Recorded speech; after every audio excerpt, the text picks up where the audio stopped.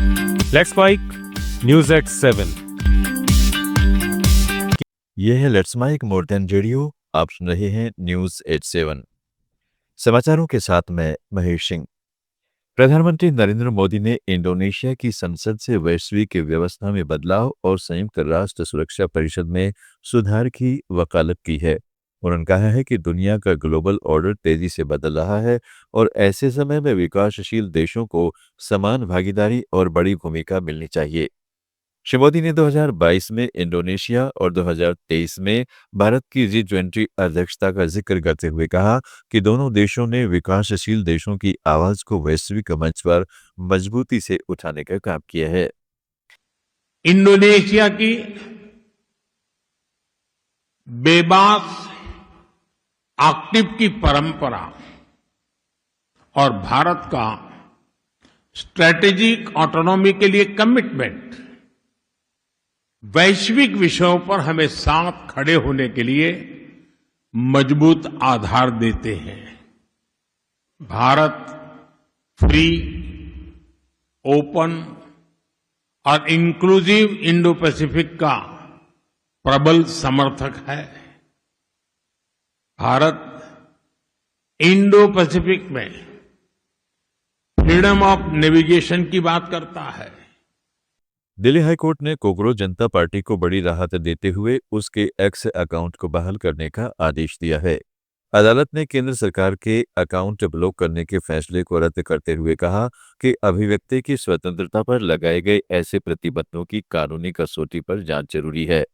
सुनवाई के दौरान केंद्र ने दलील दी थी कि नीट री टेस्ट से पहले भ्रम और अव्यवस्था रोकने के लिए अकाउंट ब्लॉक किया गया था। कोर्ट ने कहा है कि अब यह चिंता प्रासंगिक नहीं रही, इसलिए ब्लॉकिंग आदेश रद्द किया जाता है। अयोध्या राम मंदिर में दान चोरी के आरोपों को लेकर अब बसपा प्रमुख मायावती ने भी पूरे मामले की उच्च स्तरीय जांच की मांग की है।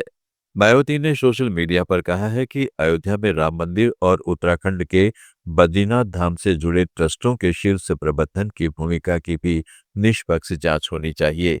अगर निचले स्तर पर गड़बड़ी हुई है तो यह या तो मिलीभगत का मामला है या फिर गंभीर लापरवाही का।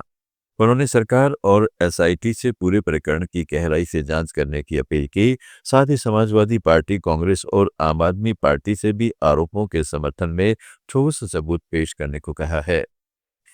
पेट्रोल में 20% एथेनॉल मिश्रण को लेकर आम आदमी पार्टी के राष्ट्रीय संयोजक अरविंद केजरीवाल ने केंद्र सरकार पर आरोप लगाते हुए कहा है कि सरकार और कुछ ऑटो कंपनियां E20 को लेकर जनता को गुमराह कर रही है।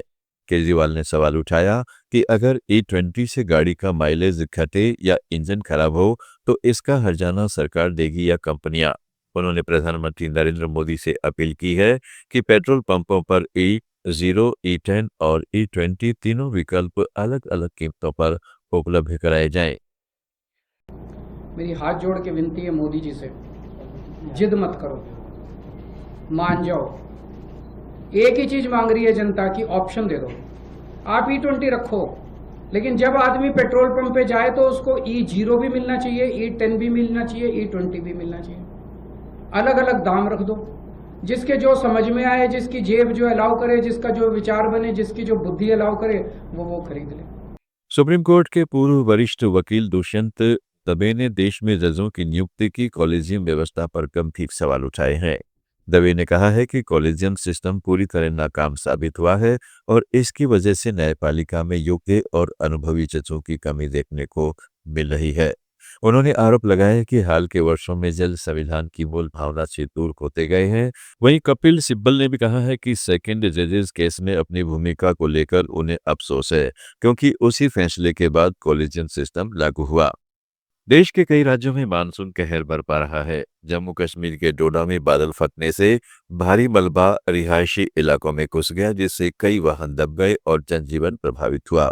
वहीं महाराष्ट्र में लगातार हो रही मूसलाधार बारिश के चलते मुंबई में पिछले 48 घंटों में करीब 380 मिलीमीटर बारिश दर्ज की गई है। आईएमडी ने ऑरेंज अलर्ट जारी किया है, जिसके चलते मुंबई और नासिक में सभी स्कूल कॉलेज बंद कर दिए गए हैं। आप सुन रहे थे let's mic more than radio.